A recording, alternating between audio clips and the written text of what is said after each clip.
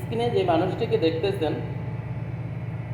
ওনার নাম জুহেল, ওরফে জুয়েল ভাই।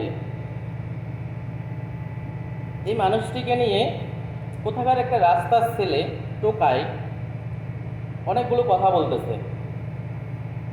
দেখেন, সে ওনার নাম, ওই লোকটার নাম, ওকেও আমি আপনাদেরকে দেখাচ্ছি।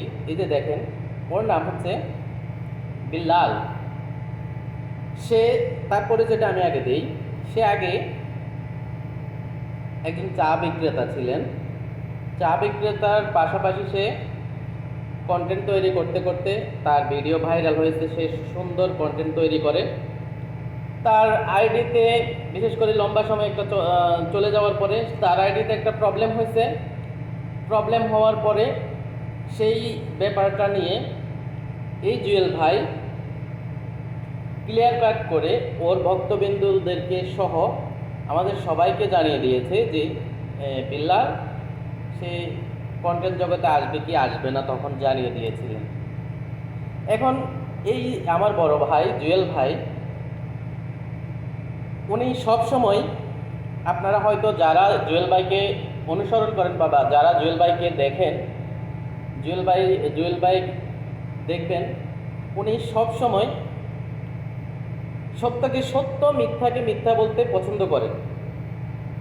যেমন আমি আপনাকে বলি, উনি অন্যায় যদি দেখে ওখানে কথা বলতে শুরু করেন। ওনার সাথে, এই বিল্লালের সাথে শুধু একটা বিষয় নিয়ে বিল্লাল একটা বই তৈরি করছে। প্রত্যেকটা পাতাতে 4 লাইন করে লেখা আছে। 4 লাইন করে লেখার মধ্যে এখন জুয়েল ভাইয়ের কথাটা হলো যে এই বইটার দাম কিভাবে 1000 টাকা হতে পারে।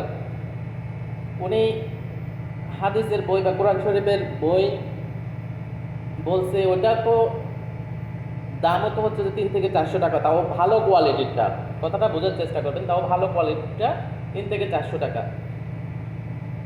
বিল্লালের বইয়ের ভিতরে এমন কি আছে যেটার দাম হচ্ছে আপনার 1000 টাকা? এই বিষয় নিয়ে জুয়েল ভাইয়ের একটা কড়া উপদেশ ছিল।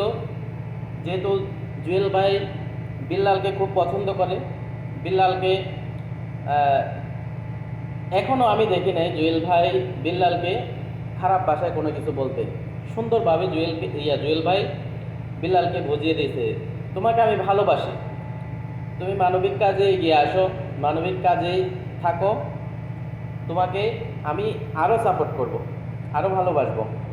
এভাবে জুয়েল ভাই তাকে উপদেশ দিয়ে গেছে। এবং জুয়েল ভাই এখনও বলতেছে সে নেশাগ্রস্ত। বিল্লাল নেশাগ্রস্ত, জুয়েল ভাইয়ের কথা, বিল্লাল নেশাগ্রস্ত। তো বিল্লাল, ওর পর্যাপ্ত পরিমাণ বিশ্রামের প্রয়োজন। এটা কিন্তু একটা উপদেশ, বড় ভাইয়ের ছোট ভাইয়ের কাছে একটা উপদেশ যে তোমার এই প্রবলেমটা হচ্ছে, তুমি এই কাজটা করো।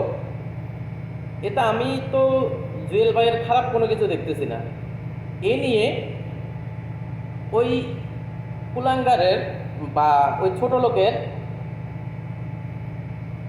কিছু ভক্তবিন্দু আছে, তারা জুয়েল ভাইকে নিয়ে উল্টাপাল্টা কথাবার্তা, তারপর উল্টাপাল্টা ছবি বানিয়ে আপলোড করা শুরু করছে। তো এই বিষয়গুলো আসলে বেশি বাড়াবাড়ি হয়ে যাচ্ছে। জুয়েল ভাইয়ের সাথে আপনারা যদি এই পাগলকে মিলাতে যান, কখনো হবে না। জুয়েল ভাই কোথায় আর এই পাগল কোথায়?